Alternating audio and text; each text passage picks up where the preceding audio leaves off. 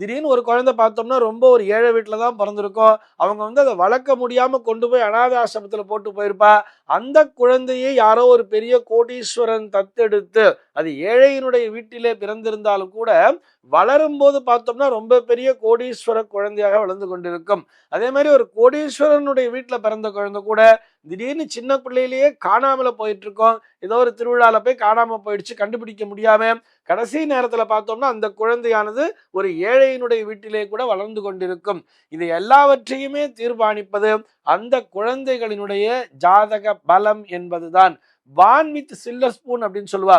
ஒரு கோடீஸ்வரனாகவே பிறந்தால் கூட அந்த குழந்தைக்கு அதனை அனுபவிக்கின்ற அம்சம் இருக்கிறதா அப்படிங்கிறதையும் பார்க்கணும். ஒரு சில பேர் ஏழையாக பிறந்தாலும் கூட அவர்கள் முழுமையான மனமகிழ்ச்சியோடு வாழ்வார்கள் தெரியுமா? அதாவது இவர் மென்ஷன் பண்றது ஏழை பணக்காரன்னு சொல்லிட்டு அந்த பொருளாதார சூழலை மட்டுமே வைத்து தீர்மானிக்கிறார். ஆனால் ஜாதகத்தினுடைய பலன் அப்படி சொல்லவில்லை. ஒருவருடைய ஜாதகத்திலே சுகஸ்தானம் என்பது வலிமையாக இருந்துவிட்டால், உதாரணத்திற்கு ஒரு லக்னாதிபதி சுக்கிரன் ஒரு 4ஆம் பாவத்திலே அமர்ந்திருக்கிறார் வச்சுட்டோம்னா, ஒரு துலாம் லக்னத்திலே பிறந்திருக்கிறார், அவருடைய லக்னம் சுக்கிரனாக, லக்னாதிபதி சுக்கிரனாக இருக்கிறார், அவர் மகரத்துல போய் உட்கார்ந்து இருக்கார் அப்படின்னு சொன்னா அந்த குழந்தை சுகவாசியாகவே வளரும். அதாவது அது என்னதான் ஒரு குடிசையில வாழ்ந்தா கூட அந்த குழந்தை தன்னுடைய வாழ்க்கையை முழுமையாக அனுபவிக்கும் என்பதுதான் அதற்கான பொருள். ஏழை பணக்காரன் என்பதை ஜோதிட விதிகள் அவரவருக்குரிய செல்வ வளத்தை வைத்து குறிப்பிடவே இல்லை. ஜோதிட விதிகள் எப்படி சொல்றதுன்னு பார்த்தோம்னா, அவர்கள் அதனை அனுபவிக்கின்ற விதத்தை வைத்துத்தான் சொல்கிறது. அந்த குழந்தையினுடைய சுகஸ்தானம் என்பது நன்றாக இருக்கிறதா, ஜீவனஸ்தானம்னு சொல்லுவா. அதாவது வாழ்க்கை தரம் அப்படின்னு சொல்றோம் இல்லையா, அந்த லிவிங் ஸ்டைல் அப்படிங்கிறது எப்படி இருக்கு.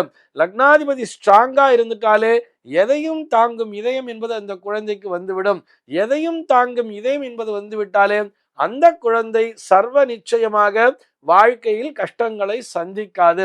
ஆக இது எதை வைத்து தீர்மானிக்கலாம் சார் அப்படின்னு சொன்னா, லக்ன பாவம் விழுகின்ற புள்ளி அப்படிங்கிறத தெரிஞ்சுக்கணும். ஒரே நேரத்திலே அந்த குழந்தை பிறந்திருந்தா கூட அந்த செகண்ட்ஸ் அப்படிங்கிறது வித்தியாசப்படும் இல்லையா, அந்த செகண்ட்ஸ்ல வைத்து அந்த குழந்தையானது எந்த லக்ன புள்ளியிலே, அதாவது ஒரு லக்னம்னு எடுத்துட்டோம்னா அதுல 30 டிகிரி அப்படிங்கிறது இருந்தா கூட அதையே இன்னும் கலை விகலைன்னு சொல்லிலாம் பிரிச்சுட்டே வருவா.